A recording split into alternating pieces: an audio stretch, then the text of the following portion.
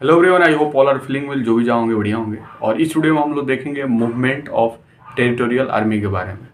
पिछले वीडियो में हम लोगों ने देखा आखिर टेरिटोरियल आर्मी होता है क्या, उसके बारे में देखें। और इस वीडियो में हम लोग देखेंगे उसकी मूवमेंट यानी कि उसकी गतिविधि के बारे में।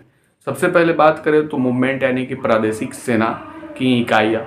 1962 के भारत चीन जब युद्ध हुआ था तो 1962 में भारत चीन युद्ध के बाद 1965 के भारत पाकिस्तान युद्ध और 1971 के भारत पाकिस्तान युद्ध और कारगिल युद्ध में सैन्य अभियानों में सक्रिय रूप से शामिल हुई थी, जिसमें टीए ने स्वतंत्रता के बाद सभी युद्धों में वहाँ पे भाग भी लिया था। इसके बाद इसकी कई वायु रक्षा और तोपखाने इकाइयों को नियमित सेना इकाइयों में परिवर्तित कर दिया।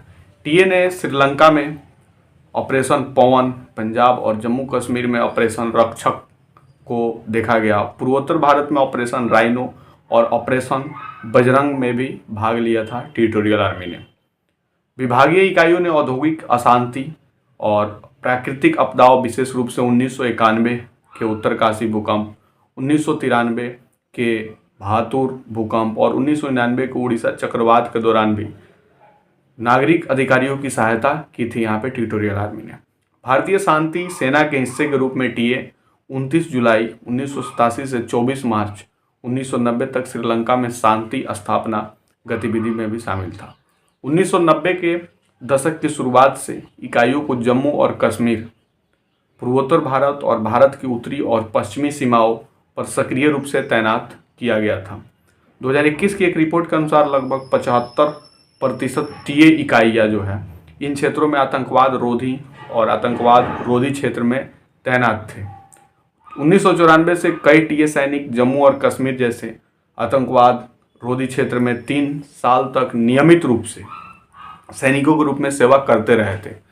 और टीए ने 2001 के गुजरात भूकंप के बाद बचाव और राहत कार्यों में भी भाग लिया था। 2021 में देखा जाए तो यहाँ पे भी उनका काफ़ी ज़्यादा सराहनीय योगदान रहा था। और 2021 की बात करें तो 2021 की एक रिपोर्ट के अनुसार लगभग 75% टीए इकाइयाँ इन क्षेत्रों में आतंकवाद रोधी और आतंकवाद रोधी क्षेत्र में भी तैनात है। 1994 से कई टीए सैनिक जम्मू और कश्मीर जैसे आतंकवाद रोधी में वहाँ पे क्षेत्रों में 3 साल तक नियमित सैनिक के रूप में सेवा करते थे।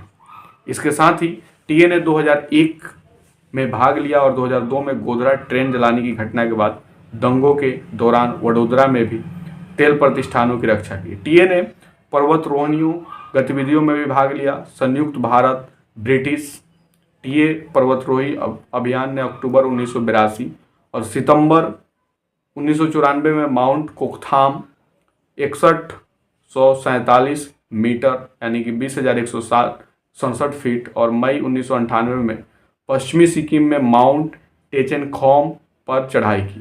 पारिस्थितिकी बटालियन इकाइयों ने उत्तराखंड में मसूरी और पिथौरागढ़ हिल स्टेशन, राजस्थान और बीकानेर में जैसलमेर मध्य प्रदेश और चंबल के बीहड़ों और दिल्ली भट्टीखानों में लगभग 20,000 हेक्टेयर भूमि पर 2.5 करोड़ पौधे लगाए थे।